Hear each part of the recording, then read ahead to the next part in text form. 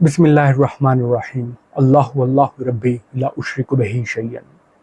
Self help industry के किसी भी एस्पेक्ट को लेकर आपने एंडलेस एडवाइसेस सुनी होंगी। मिसाल के तौर पर अगर आप कामयाब होना चाहते हैं तो आपको बताया जाता है कि ये डिफरेंट 8 या 10 प्रिंसिपल्स हैं, अगर आप इनको फॉलो करेंगे तो आप कामयाब हो जाएंगे। फिर आपको पता चलता है कि ये डिफरेंट फार्मूलाज, डिफरेंट रिचुअल्स हैं, अगर आप इनको फॉलो करेंगे तो आप कामयाब हो जाएंगे। फिर आप कोई बुक पढ़ते हैं, कोई आर्टिकल या कोई ब्लॉग पढ़ते हैं तो आपको पता चलता है कि जो स्टीव जॉब्स थे उनकी ये नाइट रूटीन्स होती थी, जो बिल गेट्स हैं उनकी ये दिन की रूटीन्स हैं। अगर आपकी भी सेम मॉर्निंग या नाइट रूटीन्स होंगी तो आप भी कामयाब हो जाएंगे। या अगर आप ये सब्जेक्ट पढ़ेंगे, आप अगर इस तरह से एग्जीक्यूट करेंगे, अगर आपके ये रिचुअल्स होंगे, अगर आप इस तरह चलेंगे तो आप कामयाब हो जाएंगे। तो मैं ये सोचा करता था कि कुछ ना कुछ सेट प्रिंसिपल्स तो ज़रूर होंगे, कुछ ना कुछ फिक्स प्रिंसिपल तो ज़रूर होंगे जिनको हर कामयाब बंदा फॉलो करके कामयाब होता है। ठीक है, टाइम के साथ साथ जो डिफरेंट एडवांसमेंट्स हैं, जो डिफरेंट रिसर्चेज हैं साइकोलॉजी में या न्यूरो साइंस में, वो हमें बताएंगे कि हम कैसे अपने एक्शंस को बेहतर कर सकते हैं, कैसे हम अपने माइंड को बेहतर इस्तेमाल कर सकते हैं। यानी प्रिंसिपल सेम रहेंगे, बस उनको जो एग्जीक्यूट करने का जो बेस्ट वे है वो हमें टाइम के साथ पता चलता रहेगा कि अगर इस तरह हम इसको फॉलो करेंगे तो हमें जल्द और बेहतर नतीजे मिलेंगे। तो मैंने रिसर्च की और कुछ प्रिंसिपल्स पर बेस्ड ये जो सारा कोर्स है ये डेवलप किया। अब ये जो हमारी आज की डिस्कशन है, ये जो वीडियो है सेल्फ हेल्प इंडस्ट्री रिलेटेड, ये बेसिकली उसी कोर्स का फर्स्ट चैप्टर है। जब वो कोर्स मैंने इनिशियली फाइनलाइज किया था तो उसका जो फर्स्ट चैप्टर था वो लॉ ऑफ अट्रैक्शन था। लेकिन लॉ ऑफ अट्रैक्शन से पहले मैं सेल्फ हेल्प इंडस्ट्री पर बात करना चाह रहा था, ताकि लोगों को पता हो कि ये इंडस्ट्री किस तरह काम करती है, इस इंडस्ट्री के प्रिंसिपल्स क्या हैं, लोगों में कंफ्यूजन्स क्या हैं, डाउट्स क्या हैं और उनके जवाब क्या हैं, ताकि जो भी बंदा लॉ ऑफ अट्रैक्शन पर काम कर रहा हो उसको पता हो कि उसने उसे किस तरह अपनी लाइफ में इम्प्लीमेंट करना है और कितने टाइम में और किस तरह उसको रिजल्ट्स मिलेंगे। लेकिन सेल्फ हेल्प इंडस्ट्री और लॉ ऑफ अट्रैक्शन का एक ही चैप्टर में डिस्कस करना एक तो बहुत लेंथी हो रहा था और दूसरा कंफ्यूजन क्रिएट कर रहा था। तो मैंने इस सेल्फ हेल्प इंडस्ट्री को एक अलग चैप्टर बना दिया है। फर्स्ट चैप्टर है, अब जो सेकंड चैप्टर है, जो हमारी सेकंड वीडियो होगी वो लॉ ऑफ अट्रैक्शन पर होगी और फिर हम चैप्टर वाइज डिफरेंट वीडियोस में एक एक चैप्टर को डिस्कस करते जाएंगे। अगर हम सेल्फ हेल्प इंडस्ट्री की बात करें तो ये बिलियन डॉलर इंडस्ट्री है। डिफरेंट एस्टिमेट्स हैं, डिफरेंट फिगर्स हैं जो हमें पता चलते हैं, कंट्री वाइड भी हैं, डिफरेंट कंटिनेंट्स के भी हैं, वर्ल्ड वाइड भी हमें बताए जाते हैं। अगर हम सिर्फ अमेरिका की बात करें तो यूएसए में ये almost 15 to 20 billion dollar industry है। अगर हम वर्ल्ड वाइड बात करें तो ये almost 30 to 40 billion dollar industry है। और जो डिफरेंट प्रोजेक्शंस हैं कि बाय 2040 और 2050 2050 तक ये ऑलमोस्ट 80 टू 100 बिलियन डॉलर की इंडस्ट्री होगी। ये जो फिगर्स हैं इसमें सेल्फ हेल्प इंडस्ट्री रिलेटेड जितने भी रेवेन्यूज हैं वो सारे शामिल हैं। यानी इस इंडस्ट्री रिलेटेड जितनी भी एप्स हैं, माइंडफुलनेस से रिलेटेड हैं, मेडिटेशन से रिलेटेड हैं, बुक्स हैं, कोर्सेज हैं, सेमिनार्स हैं, जो जो चीज़ें सेल की जाती हैं उनका जितना भी रेवेन्यू है वो सारा इन फिगर्स में इंक्लूडेड है। आज की हमारी इस वीडियो के बाद, इस डिस्कशन, इस चैप्टर के बाद आपको इंशाल्लाह ये कंप्लीट आइडिया होगा कि सेल्फ हेल्प इंडस्ट्री है क्या, ये काम कैसे करती है, इसके प्रिंसिपल्स क्या हैं, लोगों को कंफ्यूजन्स क्या हैं, डाउट्स क्या हैं और उनके जवाबात क्या हैं। इस डिस्कशन और चैप्टर के बाद आपको सेल्फ हेल्प इंडस्ट्री का इटसेल्फ तो पता चलेगा ही, लेकिन इससे रिलेटेड जितने भी एस्पेक्ट्स हैं, आप जो भी इससे रिलेटेड चीज़ सीखना चाह रहे हैं, फर्ज करें आप कहते हैं मैंने क्रिएटिविटी पे काम करना है, मैं इमेजिनेशन, विजुअलाइजेशन पे काम करना चाह रहा हूँ, ऑटो सजेशन पे मैंने काम करना है, मैंने अपने बच्चों के बारे में कुछ सीखना है, मैंने एनएलपी पे काम करना है, मैंने फ्यूचरिस्ट थिंकिंग पे काम करना है। आप जो भी काम करना चाह रहे हैं, लॉ ऑफ अट्रैक्शन पे आप करना चाह रहे हैं, डिज़ायर पे, किसी भी चीज़ पे आप करना चाह रहे हैं, आपको ये पता होगा कि ये चीज़ें काम कैसे करती हैं, इनके रिजल्ट्स आपको कब मिलते हैं, कैसे मिलते हैं और किस तरह जो लोग कामयाब होते हैं वो कामयाब हो रहे होते हैं। इस चैप्टर के बाद इंशाल्लाह आपको ये आइडिया हो जाएगा कि ये कोई एसोटेरिक कोई चीज़ नहीं है, कोई बला चीज़, कोई आपको ख़ास कोई नॉलेज की ज़रूरत नहीं है कि एक स्पेसिफिक आपका नॉलेज होगा, एक स्पेसिफिक आपका माइंड सेट होगा तो फिर ही आपको पता चलेगा कि ये इंडस्ट्री किस तरह से काम करती है। और ख़ास तौर पर आपको उसको लाइफ टाइम सीखने की ज़रूरत नहीं है। ये नहीं है कि हर दफ़ा जो एक नई चीज़ आ रही है आप उसको फॉलो करें, उसको सीखें, फिर ही आप कामयाब होंगे। कुछ सेट प्रिंसिपल्स हैं, आप उन पर अमल करेंगे तो आप इंशाल्लाह कामयाब हो जाएंगे। मुझे आइडिया है कि इस इंडस्ट्री को लेकर ऑलरेडी बहुत कन्फ्यूजन है।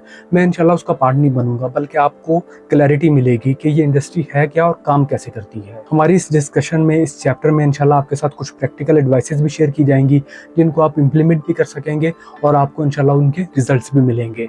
अब जब हम जैसे जैसे प्रोसीड कर रहे होंगे, हम रिकैप भी करते जाएंगे कि हमने क्या चीज़ डिस्कस कर ली है, ताकि आपको पता हो कि अब क्या हम डिस्कस कर चुके हैं, अब हम किस तरफ मूव कर रहे हैं और इनका आपस में क्या रिलेशन है। अगर हम सेल्फ हेल्प इंडस्ट्री की या किसी भी बुक की या किसी भी सेमिनार की, किसी भी कोच की बात करें जिससे आप अपनी किसी भी प्रॉब्लम के लिए कंसल्टेशन लेते हैं, तो उसका जो प्राइम जो एम है, जो उसका ऑब्जेक्टिव होना चाहिए, वो बेसिकली आपको मोटिवेट करना नहीं होना चाहिए, बल्कि उसका जो असल काम है वो आपके अंदर जो पोटेंशियल मौजूद है जिसको आप नहीं रियलाइज कर पा रहे, वो आपको रियलाइज करवाया जाना जरूरी है। देखिए, मोटिवेशन की अपनी एक इम्पोर्टेंस है।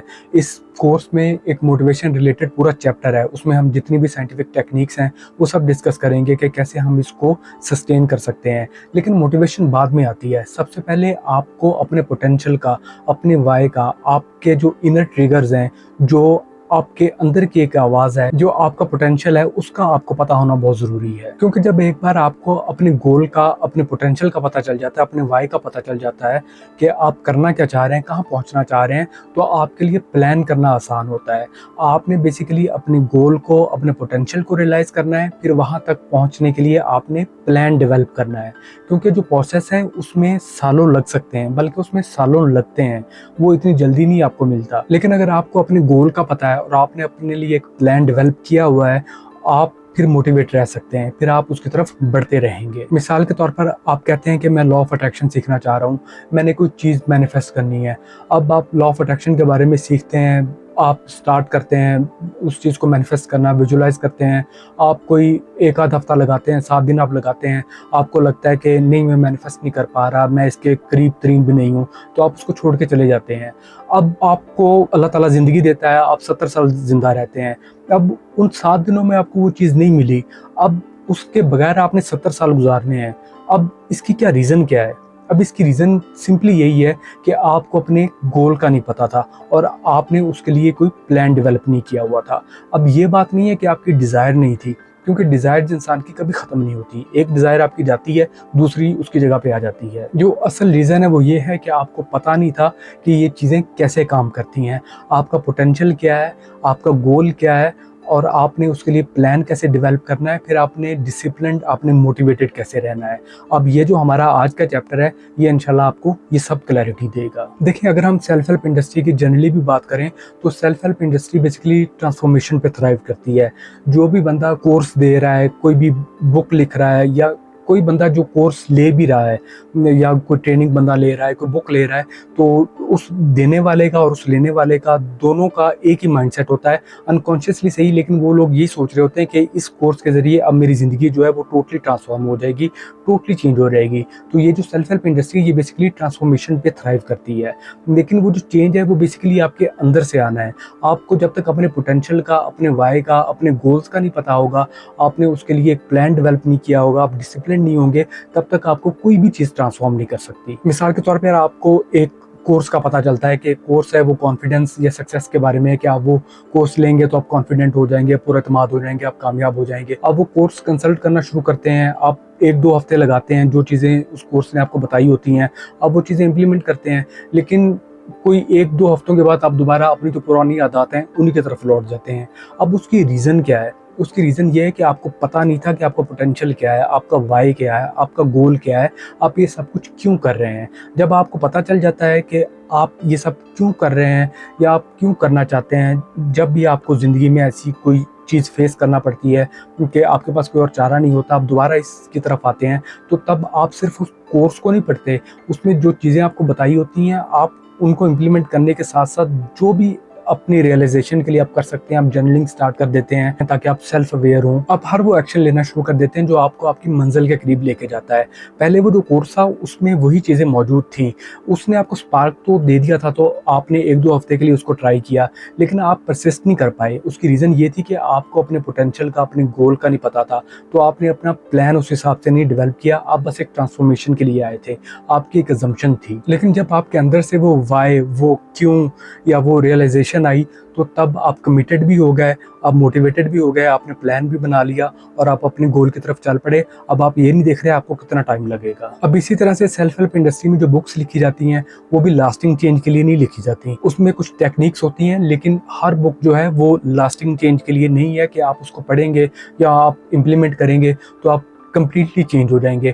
वो सिर्फ आपको इंस्पायर करती हैं, लेकिन इंस्पिरेशन जो है वो खत्म हो जाती है। अभी जिस तरह हमने पहले बात की थी, फर्ज करें आप एक और कोर्स लेते हैं कि आप अपनी हैबिट चेंज करना चाह रहे हैं, तो अब आपको जो बताया गया आप उसको इम्प्लीमेंट करते हैं कोई 1-2 हफ्तों के लिए, फिर उसके बाद आप दोबारा अपनी उन्हीं जो पुरानी आदत हैं उन पर लौट जाते हैं। अब उसकी वजह क्या है? उसकी वजह यह है कि आपने कोई सिस्टम डेवलप नहीं किया था। उस बुक ने आपको स्पार्क तो दे दिया, आपको मोटिवेट तो कर दिया, लेकिन जब तक आपने कोई सिस्टम डेवलप नहीं किया, आप स्ट्रक्चर नहीं लेके आए, अकाउंटेबिलिटी नहीं है, आपने इनर वर्क नहीं किया, आपने अपना एनवायरनमेंट इस तरह से डिज़ाइन नहीं किया कि आप अपनी उन हैबिट्स पर परसिस्ट करें, तब तक आप चेंज नहीं हो पाएंगे। यानी जो आपको बुक्स और कोर्सेज चीज़ें बताते हैं, सिर्फ वही सफिशिएंट नहीं है कि आप उन पर अमल करेंगे तो आप कामयाब हो जाएंगे। आप उन पर अमल ही नहीं कर पाएंगे जब तक कि आपको अपने पोटेंशियल का, अपने गोल्स का नहीं पता है। फिर आपने अपना प्लान एक नहीं बनाया हुआ कि मैंने उस गोल तक पहुंचना कैसे है, और फिर जब वो प्लान होगा, आपको अपने वाई का पता होगा, तो आप डिसिप्लिन्ड भी होंगे, मोटिवेटेड भी होंगे। अभी हम थोड़ी देर तक डिस्कस करते हैं कि बेसिकली रिसर्च क्या कहती है, ये जो मोटिवेशनल बुक्स हैं इनके बारे में। ये अभी जितनी बातें मैं आपसे कर रहा हूँ ये सारी रिसर्च बेस्ड हैं। ये अभी मैं सिर्फ आपको एक सिनॉप्सिस दे रहा हूँ कि बेसिकली हम डिस्कस क्या करेंगे या असल में इशू क्या है। अभी जो चीज़ें हमने डिस्कस की हैं उनको कंफ्यूज ना करें, अभी आपको क्लैरिटी मिल जाएगी। अभी ये सारी चीज़ें हम रिपीट करेंगे और डिटेल में डिस्कस करेंगे। अभी तक जो हमने पॉइंट्स डिस्कस किए हैं वो ये है कि मोटिवेशन सिर्फ सफिशिएंट नहीं होती है, बल्कि हमें अपने पोटेंशियल का, अपने गोल्स का पता होना चाहिए ताकि हम उसके लिए एक प्लान डेवलप कर सकें। और हम एक कोर्स से या एक बुक से ट्रांसफॉर्म नहीं हो सकते जब तक कि हमें अपने पोटेंशियल का, अपने प्लान्स का, अपने गोल्स का नहीं पता। वैसे भी जो कोर्सेज होते हैं या जो बुक्स होती हैं वो ट्रांसफॉर्मेशन प्रॉमिस करती हैं, लेकिन एक बुक या कोर्स आपको ट्रांसफॉर्म नहीं करता। सेल्फ हेल्प इंडस्ट्री में जो भी बुक है, जो भी कोर्स है, उसका बेसिक जो मकसद होता है उसने आपकी थॉट्स पर काम करना होता है, आपकी सोचों पर काम करना होता है। जब आपकी थॉट्स ठीक हो जाती हैं तो आपके इमोशंस ठीक हो जाते हैं। जब आपके इमोशंस ठीक होते हैं तो आपके हार्मोन्स ठीक हो जाते हैं। जब हार्मोन्स ठीक हैं तो ऑटोमेटिकली आपकी सारी लाइफ ठीक हो जाती है। हार्मोन्स ही बेसिकली आपकी बॉडी को चला रहे होते हैं। तो बेसिकली आपके लिए ये अवेयरनेस ज़रूरी है कि आप फोकस किस चीज़ पे कर रहे हैं। जब आपका फोकस चेंज हो जाता है तो आपकी जो सोचें हैं, जो आपके थॉट्स हैं या जो आप मीनिंग देते हैं उस फोकस को, वो चेंज हो जाता है। जब वो मीनिंग चेंज होते हैं तो आपके डिसीजंस या आपके एक्शंस चेंज हो जाते हैं। जब आपके एक्शंस चेंज होते हैं तो आपकी जो किस्मत है, जो आपकी फेट है, वो चेंज हो जाती है। मिसाल के तौर पर एक बंदा जो है वो मेहनत करता है किसी भी काम के लिए, अब वो अटेम्प्ट करता है लेकिन वो नाकाम हो जाता है। अब जब वो नाकाम होता है तो सबसे पहले उसको ये देखना चाहिए, या अगर वो बंदा सेल्फ अवेयर है, उसको पता है, तो वो देखेगा कि वो फोकस किस चीज़ पे कर रहा है। अगर तो वो फोकस इस चीज़ पे कर रहा है कि मैं नाकाम हो गया हूँ, मैंने नाकाम ही होना था, मुझे पता है मैं कामयाब हो नहीं सकता था, अब उसका जब ये फोकस है तो वो मीनिंग क्या देगा उस सारे वाक़े को? तो वो मीनिंग यही देगा कि मैं एक फेलियर हूँ, मैं कामयाब नहीं हो सकता। जब उसने ये इसको मीनिंग दे दिया तो उसका डिसीजन या उसके एक्शंस क्या होंगे? वो यही होंगे कि मैं जो भी कर लूँ मैंने कामयाब नहीं होना। तो अब उसकी फेट क्या है? वो नाकाम ही रहेगा। अब इसी एग्जाम्पल में एक दूसरा बंदा, वो भी उतनी स्ट्रगल करता है लेकिन वो नाकाम हो जाता है। तो उसका फोकस अगर इस चीज़ पे है कि वो ये नहीं देखता कि मैं नाकाम हो गया हूँ, मैंने नाकाम ही होना था या मैं कामयाब हो नहीं सकता, बल्कि उसका फोकस इस चीज़ पे कि वो ये देख रहा है कि मैं नाकाम क्यों हुआ हूँ। वो इन्वेस्टिगेट कर रहा है कि रीज़न क्या है। जब वो ये इन्वेस्टिगेट कर रहा है तो उसको मीनिंग क्या देगा? वो उस वाक़े को फेलियर नहीं कंसिडर करेगा, वो उसको एक लर्निंग के तौर पे लेगा, एक लेसन, एक स्टेपिंग स्टोन के तौर पर लेगा कि मैं इससे सीखूंगा और मैं आगे बढ़ूंगा।